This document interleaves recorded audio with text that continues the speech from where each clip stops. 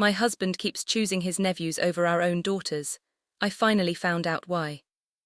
Throwaway account. I've been sitting on this for months, mostly because I didn't know how to tell it without either making Daniel sound like a villain or making myself sound like I was overreacting to a man helping his struggling family.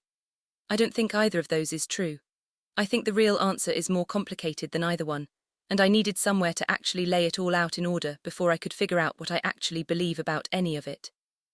Sophie was standing in the kitchen in her good dress, the one she'd picked out specifically for her school's spring art exhibition, when she asked me quietly, not looking up from the juice she was pouring, "Did Dad choose them again?" I didn't have to ask who she meant. Daniel had promised twice that week that he'd be there for her exhibition, her first time having a piece actually selected for the hallway display instead of just the regular classroom wall, and he hadn't shown up.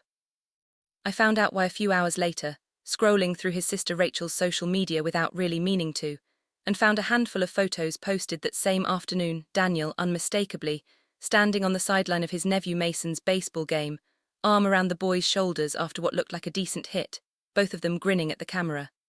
Same afternoon. Same exact hours Sophie had spent checking the school gym doors every few minutes, hopping. I stood in our kitchen holding my phone, looking at my 10-year-old daughter's quiet, resigned little face, and understood that this had officially stopped being something I could keep explaining away as one busy season in a demanding job. I'm Claire Dawson, 34. I work as an elementary school counselor, which I mention mostly because it's more than a little ironic that I spend my professional life helping other people's kids process exactly the kind of quiet, accumulating hurt I somehow didn't see clearly enough in my own house until it had already been building for the better part of a year. Daniel is 37, a firefighter, the kind of steady, physically capable, deeply loyal man who shows up for almost everyone in his life without being asked twice. I want to say clearly before anything else that Daniel is not a bad father. He wasn't always like this. For most of our daughters' lives, he was the parent other people's husbands got unfavorably compared to. And understanding how we got from that version of him to the man standing on a baseball sideline, while our daughter checked an empty gym for his face, is most of what this whole story is actually about. Sophie is 10 now, thoughtful and quiet in a way that sometimes worries me, because she processes disappointment by getting smaller instead of louder. The kind of kid who'll draw an entire complicated feeling into a sketchbook, rather than say a single word about it out loud. She's loved drawing since before she could properly hold a pencil, filling notebook after notebook, with careful, patient illustrations that always struck me as unusually mature for her age. Lily is 7, the opposite of her sister in almost every visible way. Loud and affectionate and completely unable to keep an emotion contained inside her body for longer than about 4 seconds. She's obsessed with astronomy, has been since she was 5, ever since Daniel bought her a cheap beginner's telescope for her birthday, and spent an entire cold October evening in the backyard helping her find Saturn's rings for the first time. An image she still describes, 2 years later, with the exact same breathless wonder as the night it happened. I need you to understand what Daniel used to be like as a father before any of this started, because I think it matters for understanding how disorienting the shift has actually been. When Sophie was 5, Daniel spent an entire spring teaching her to ride a bicycle in the empty church parking lot near our house, patient through weeks of scraped knees and frustrated tears, running alongside her holding the back of the seat long after his own back must have been aching from bending over that much. He built Lily's telescope stand himself out of scrap wood from the garage rather than buying one, something sturdier and more personal than anything we could have ordered online, and the two of them still use it most clear nights when his schedule allows. He never missed a birthday. He coached Sophie's soccer team for 2 full seasons even though he doesn't particularly like soccer, because she'd asked him to, and he'd never once considered saying no. We used to take the girls camping every summer, the 4 of us in a tent that was really only comfortable for 3, Daniel teaching them to build a fire properly, to identify a handful of constellations by name, to sit quietly enough in the early morning to actually see deer moving through the tree line. There's a specific memory from when Sophie was 7 that I think about often now, in light of everything that came later.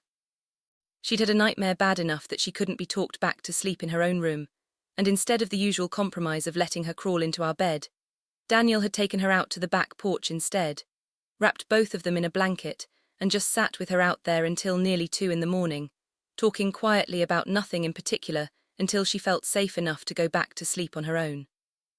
I remember watching from the kitchen window, not wanting to interrupt whatever was happening between them, feeling something settle warmly in my chest at the sight of it.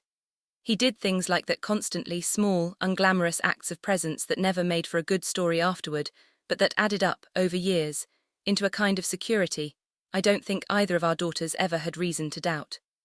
I'm not telling you this to build him up before tearing him down. I'm telling you because I need you to understand that the man who eventually started missing his own daughter's most important days was not, for most of their childhood, that kind of father at all. Something changed. The shift, as best as I can reconstruct it now, started a little over a year ago. Gradual enough at first that I genuinely didn't register it as a pattern until months had already passed.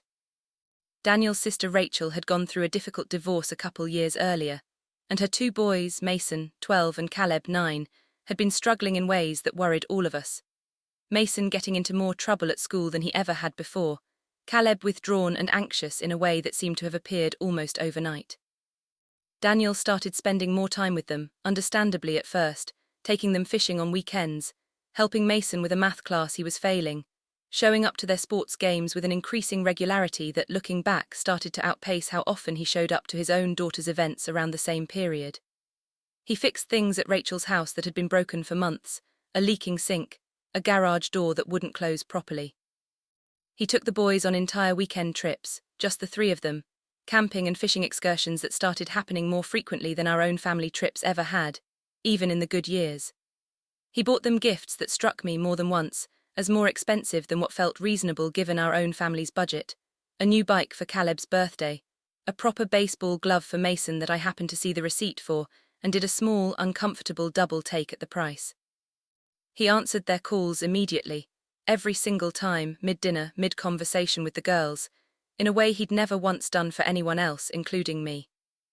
Meanwhile, the pattern on our own side of the family started forming in a shape I was slow to fully see.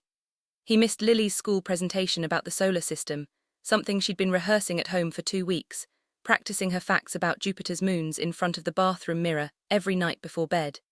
He forgot Sophie's first art exhibition entirely, the one that finally led to that kitchen conversation about the juice. He cancelled our family movie night, a small weekly tradition the girls genuinely looked forward to, more times over that year than he had in the previous 5 combined, always with some version of the same explanation. Rachel needed him, the boys needed him, something urgent had come up that genuinely couldn't wait.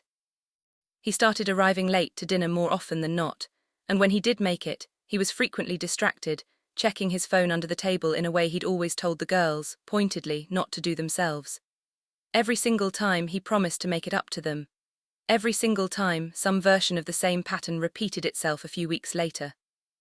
I kept a mental tally for a while, without fully admitting to myself that I was doing it, the way you sometimes track something painful in small, private increments, because facing the total sum all at once feels like more than you can handle.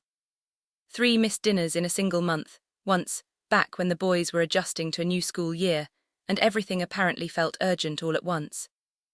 A birthday party for Lily that he arrived to over an hour late, missing the cake entirely, walking in just as the other parents were already starting to collect their kids' goodie bags. A weekend camping trip we'd had planned for months, one of the girls' favourite annual traditions, that got quietly downgraded to a single overnight instead of the full 3 days because Daniel needed to be back for one of Mason's tournament games. None of these, taken entirely alone, would have seemed like much of anything. Stacked together over the better part of a year, they told a story I didn't want to be reading but couldn't stop myself from adding up anyway. I told myself, for longer than I'm proud of, that this was simply what a good brother looked like during a genuine family crisis, that Rachel and the boys needed him more urgently than our own comparatively stable household did, that our girls had 2 present, engaged parents while Mason and Caleb effectively had one struggling one.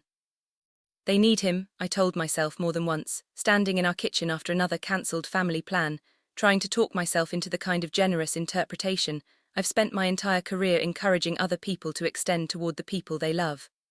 But somewhere around the 8th or 9th missed event, watching Lily's face fall for what felt like the 100th time that year, a different, quieter thought started forming underneath the generous one.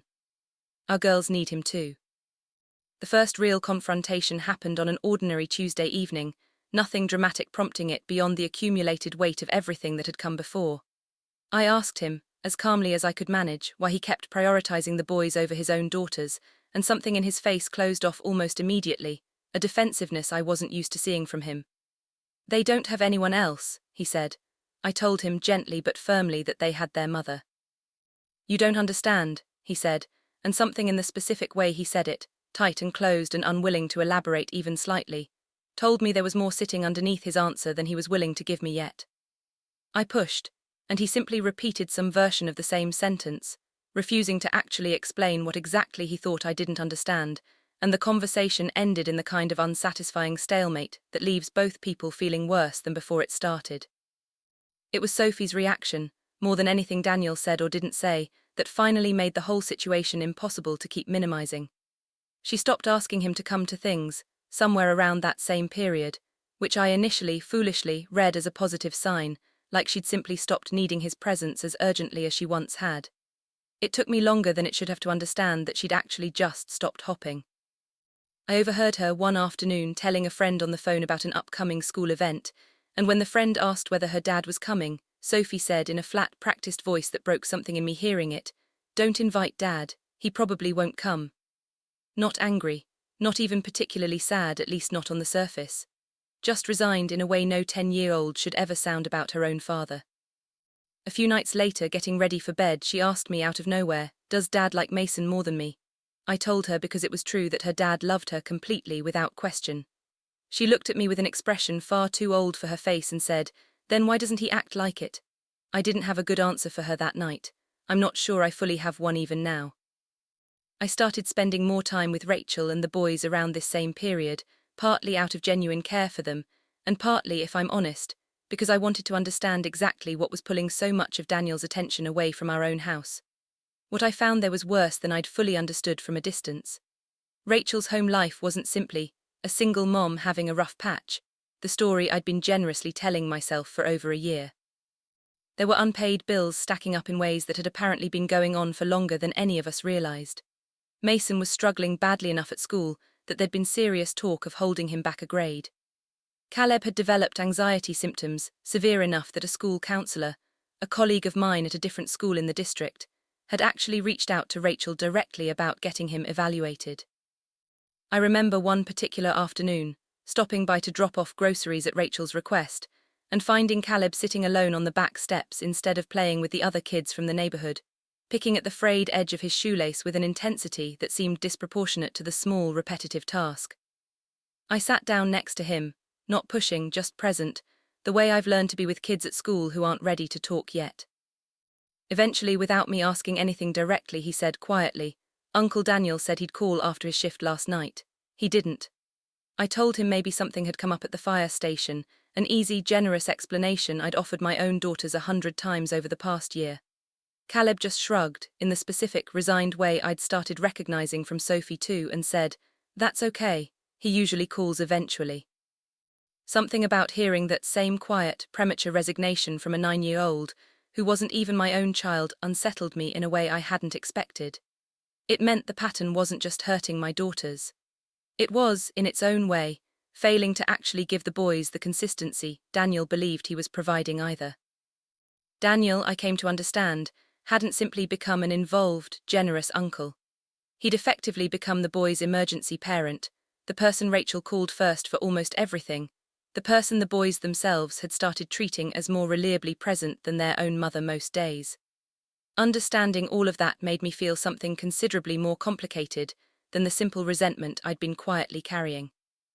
It also didn't change the fact that I still believed, watching my own daughters shrink a little more every month, that whatever he was doing badly. The second real confrontation happened a few weeks after that, once I'd had time to actually sit with everything I'd learned about Rachel's situation. "I understand why you want to help them," I told Daniel, choosing my words carefully, wanting him to hear that I wasn't simply dismissing the boys' genuine need, "but you're sacrificing our daughters to do it." He pushed back immediately, harder than I expected.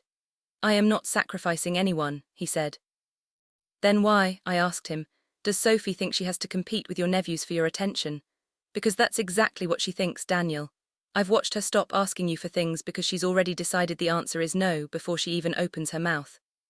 He went quiet in a way I hadn't seen from him before, something in his face shifting, like a piece of information had finally landed somewhere it hadn't managed to reach him before. I don't think, until that exact conversation, he'd fully understood how deeply the girls were actually being affected. I think he'd been so focused on the crisis in front of him that he genuinely hadn't looked closely enough at the quieter one happening in his own house. It was around this time that I discovered, almost by accident, going through some shared banking statements for an unrelated reason, that Daniel had been quietly covering significantly more of Rachel's family's expenses than I'd realized. Not just the occasional generous gift I'd already noticed and quietly resented. He'd been paying consistently for a chunk of the boys' school expenses, fees and supplies, and in one entry that stopped me completely, something specifically labelled for a therapy practice, a monthly charge going back nearly 8 months. I sat with the statement open on my laptop for a long time before I brought it to him, doing the math in my head, adding up months of numbers I'd never seen itemized quite this clearly before, understanding with a fresh, cold clarity just how much of our own family's financial cushion had been quietly redirected without either of us ever sitting down to actually discuss it as a joint decision. I confronted him about it, and he admitted, somewhat sheepishly, that Rachel simply couldn't afford Caleb's therapy on her own, and that he hadn't wanted to make a big announcement about covering it because he didn't want it to feel like he was keeping score of his own generosity. I didn't think of it as hiding it, he said, when I pushed on that point. I just didn't think you needed to know every single transfer. I thought I was protecting you from having to worry about money on top of everything else. I told him honestly that not knowing hadn't protected me from anything. It had just meant I'd been budgeting our family's future around numbers that weren't actually accurate, without ever having been given the chance to weigh in on a decision that affected both of us equally. I appreciated that instinct, genuinely, even while feeling a fresh wave of frustration about a financial decision that had clearly been made without any real conversation between us about how it might affect our own family's budget. But even with that piece finally out in the open, I could tell there was still something Daniel wasn't telling me, some deeper current underneath all the fishing trips and covered bills that he still wasn't ready to explain. The full picture came out on a night I won't forget anytime soon, Daniel finally sitting me down at our own kitchen table, the same table where I'd confronted him weeks earlier, looking more exhausted and afraid than I think I'd ever seen him look in 12 years of marriage. He told me that Rachel's ex-husband, the boy's father, wasn't simply the absent, unreliable man I'd always understood him to be. He was dangerous, in ways Rachel had apparently only recently started fully disclosing even to Daniel, a pattern of threats and intimidation that had escalated over the past year, including, most alarmingly, an attempt to pursue custody of the boys that Daniel genuinely believed, based on things Rachel had told him, would put them in a considerably worse situation than the one they were currently in. He showed up at her work twice last month, Daniel told me. Once he followed Mason home from school, just drove slowly behind him the whole way, never said anything, never got out of the car. Rachel didn't tell me until after it had already happened 3 separate times, because she didn't want to worry me, and by the time she finally did tell me, I felt like I'd already failed to protect them just by not knowing sooner.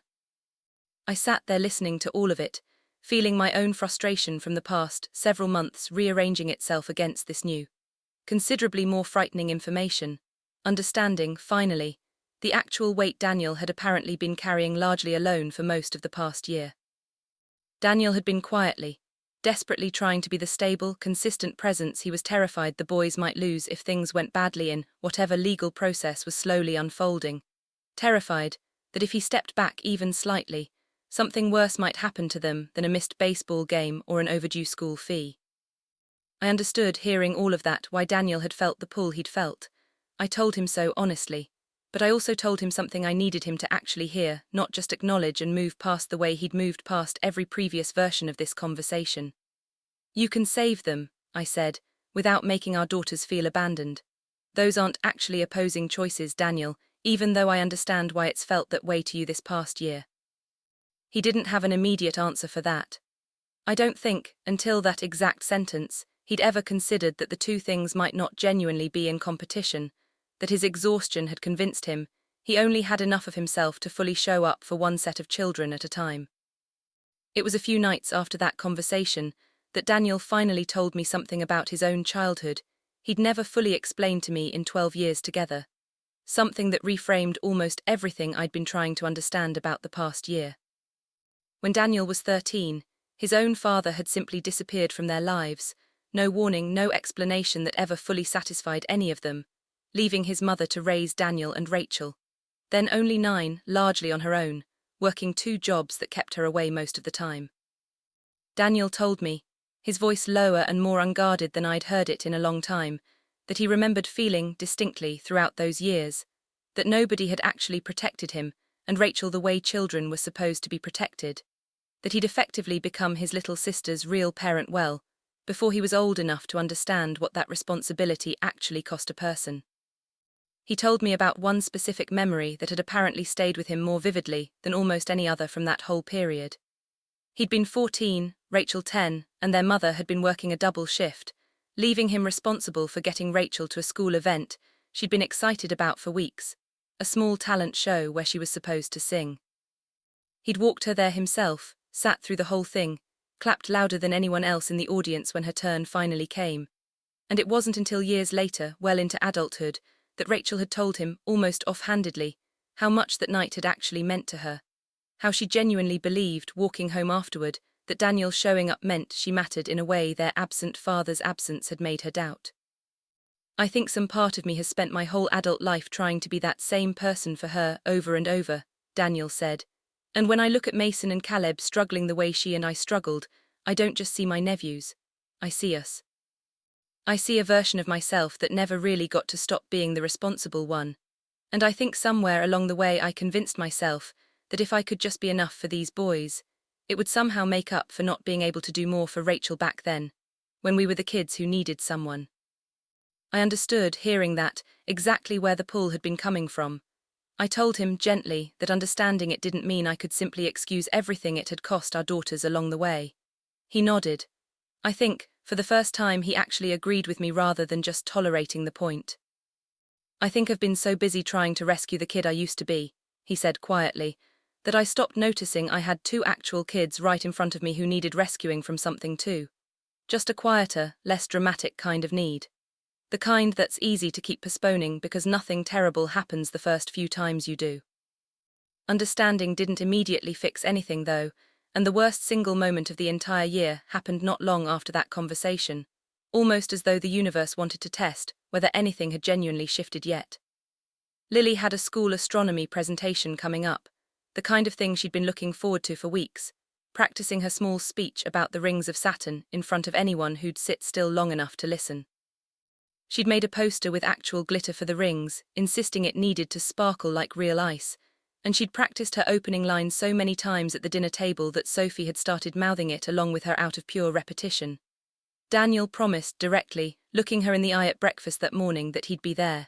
Front row, he told her. I promise.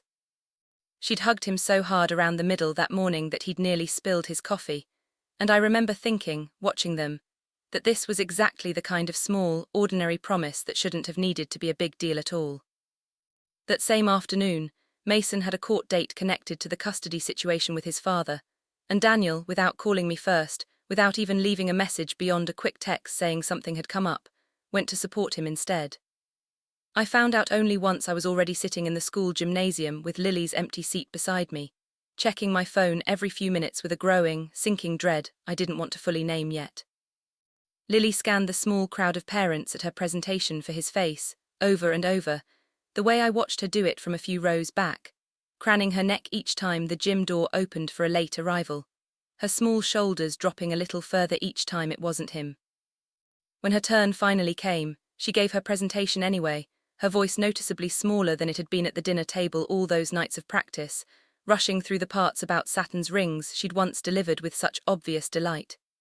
She didn't look for him again after that.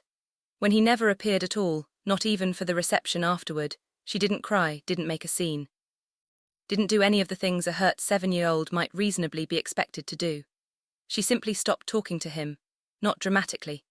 Just quietly, consistently, over the following days, answering him in single words when he tried to engage her, drifting out of rooms he walked into rather than staying to talk the way she always had before, no longer running to the door when he came home from a shift the way she'd done every single day since she was old enough to run.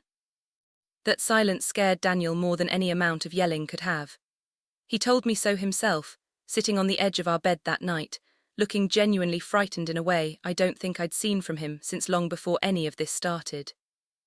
I finally sat down with Rachel not long after that, a conversation I'd been avoiding partly out of genuine sympathy for everything she was going through and partly, I'll admit, out of my own discomfort with confronting her directly. We met at her kitchen table, the boys occupied in the next room, and I could see, sitting across from her in that moment, how tired she genuinely looked, tired in a way that went beyond a single bad week or month. "I love your boys," I told her, meaning it completely. "But my daughters are hurting, Rachel, and I need you to understand that, because I don't think you fully do yet." She got defensive immediately, telling me that Daniel was the only reason Mason and Caleb were doing as well as they currently were, that without him, she genuinely didn't know what would have happened to either of them over the past year. "Do you have any idea what it's like," she said, her voice cracking slightly, "to watch your kids struggle and know you can't fix it alone? Daniel showing up isn't him choosing his nephews over his daughters, it's him being the only person who actually shows up at all." I let that sit for a moment before answering because I understood there was real truth in it, even if it wasn't the whole truth. "I know," I told her, and I did know by that point how much truth was actually in that statement. "But that doesn't mean my children should pay the price for it. Rachel, Sophie has started telling people not to invite her own father to things because she stopped believing he'll come. That's not a small thing.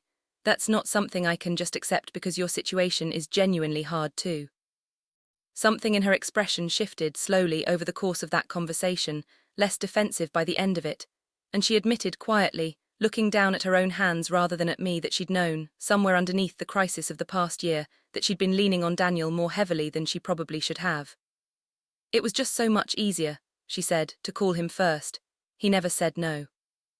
I think somewhere along the way I stopped even considering whether I should be asking someone else, or figuring it out myself, because he made it so easy not to have to." She eventually admitted that she'd leaned on Daniel more heavily than she probably should have, that it had been easier to keep calling him first than to build up the kind of independent stability she knew, somewhere underneath the crisis of the past year, she actually needed to rebuild for her own sake as much as for her son's. She didn't promise to fix everything overnight, but she promised to start trying, which felt, given everything, like the most honest thing she could have offered. There's a part of this I haven't mentioned yet, mostly because it took me a long time to work up the nerve to actually look at it closely. Sophie fills sketchbook after sketchbook, the way she always has, and one evening, looking for a pencil in her room, I found myself flipping through her most recent one, not snooping exactly, just curious the way any parent gets curious about what their quiet, private kid has been drawing lately. Page after page showed our family, rendered in Sophie's careful, patient style, the four of us at the dinner table, the four of us camping small, ordinary domestic scenes. But scattered throughout, more often than I expected, were drawings of just three of us. Me, Sophie, Lily, sitting at a table with an empty chair drawn at the fourth spot, sometimes labelled in small, careful handwriting, "Dad's probably busy." I sat on the edge of her bed for a long time with that sketchbook in my lap, feeling something crack open in my chest that all of Daniel's verbal apologies hadn't quite managed to reach. It was one thing to hear Sophie say the words out loud. It was another thing entirely to see how thoroughly she'd already built an entire visual language around her father's absence, an entire private way of processing something she'd never fully said to either of us directly. I showed the sketchbook to Daniel that same night, and I watched him go through it slowly, page by page, his face changing in a way I don't think I'd ever seen before. He didn't say much. He just sat there, turning pages until he got to the last one, and then he closed it carefully and held it against his chest for a moment before handing it back to me. I think professionally I should have recognized the pattern in my own house faster than I did, given how much of my job involves noticing exactly this kind of quiet, accumulating hurt in other people's children. I've sat across from plenty of kids at school who'd stopped expecting a parent to show up, kids who'd learned, the way Sophie apparently had, to lower their expectations preemptively so the disappointment would sting less when it inevitably arrived. I know the research on it. I know what it tends to predict down the road, about how those kids eventually learn to approach trust in general, not just with the specific parent who taught them the lesson in the first place. I think part of why it took me so long to see it clearly in my own house was exactly that professional distance.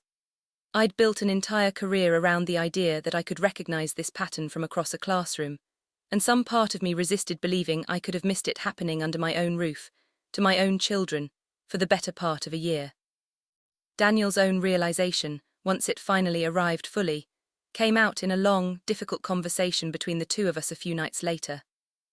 He told me he genuinely believed, without ever quite articulating it clearly to himself, that being a good uncle meant always being available, immediately, without exception, and that somewhere in the middle of trying to be that person for Mason and Caleb, he'd forgotten that being a good father required exactly the same kind of consistent commitment, just aimed in a different direction.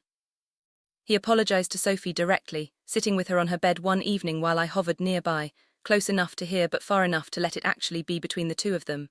Sophie, true to her quiet, careful nature, didn't immediately melt into forgiveness the way a simpler story might have written it. "I don't need you to say sorry," she told him, her voice steady in a way that surprised both of us. "I need you to come next time." Daniel told her he would. I watched him mean it, in that moment, more completely than I think he'd meant any promise to either of our daughters in the entire previous year. Just when things had genuinely started to feel like they were shifting in a better direction, a real crisis arrived that tested whether any of that shift would actually hold.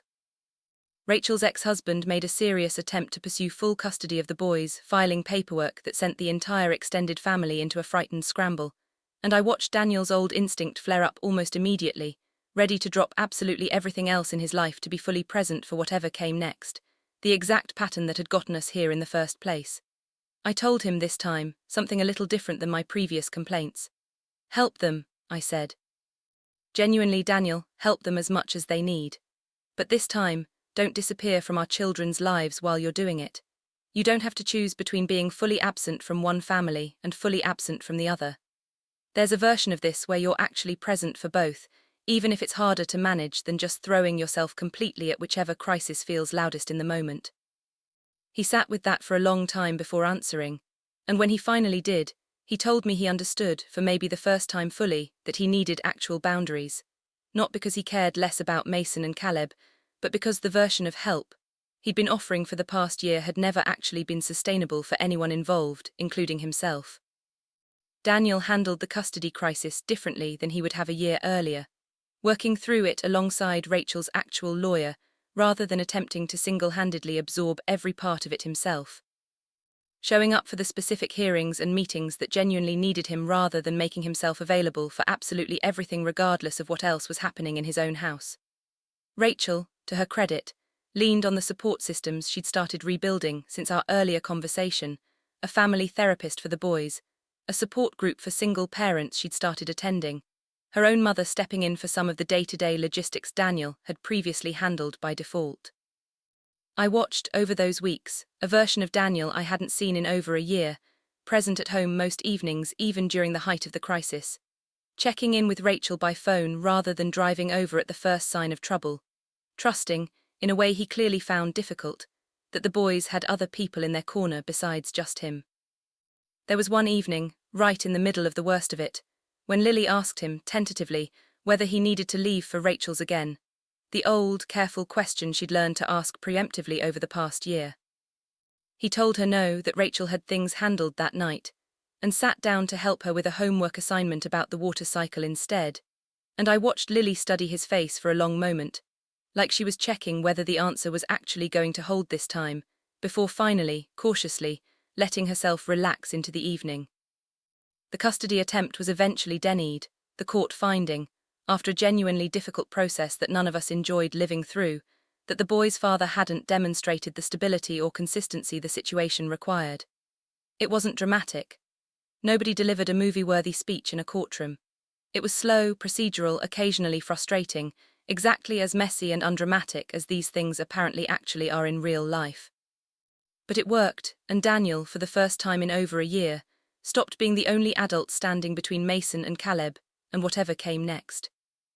Things are different now, months out from the worst of it, though I want to be honest that different doesn't mean simply, cleanly better in every way all the time.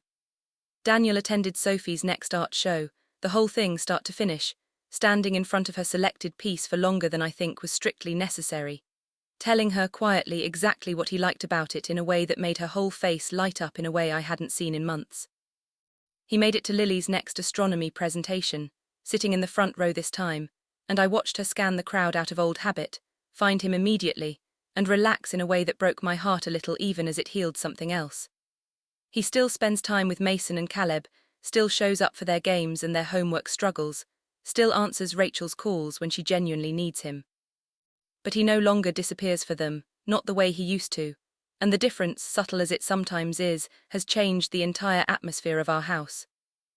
I noticed a few weeks ago that Sophie's sketchbook has changed too. I wasn't looking for it specifically, but the newest one was sitting open on the kitchen table one evening, and I couldn't help but glance at the page she'd been working on. 4 people at the dinner table again, no empty chair this time, and underneath it, in her same careful handwriting, just the word Tuesday, like it was simply an ordinary record of an ordinary evening rather than something worth commenting on at all.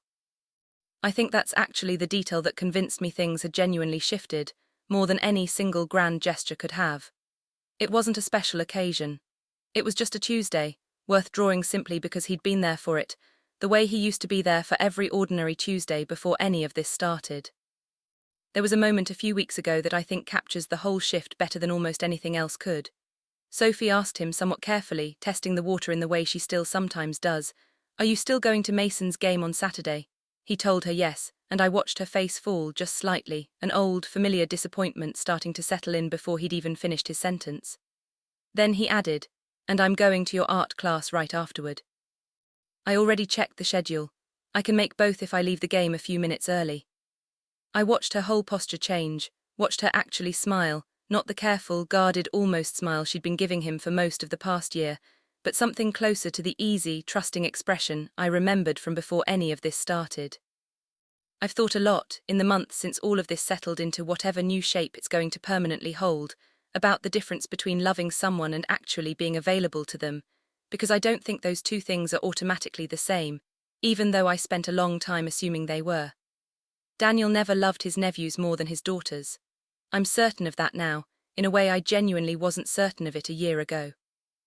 He was trying, in his own complicated, unexamined way, to protect the children he saw a version of himself and his sister inside of, to finally be the person he'd always wished someone had been for him at 13, watching his own family come apart with nobody stepping in to catch it. That's a real, understandable reason.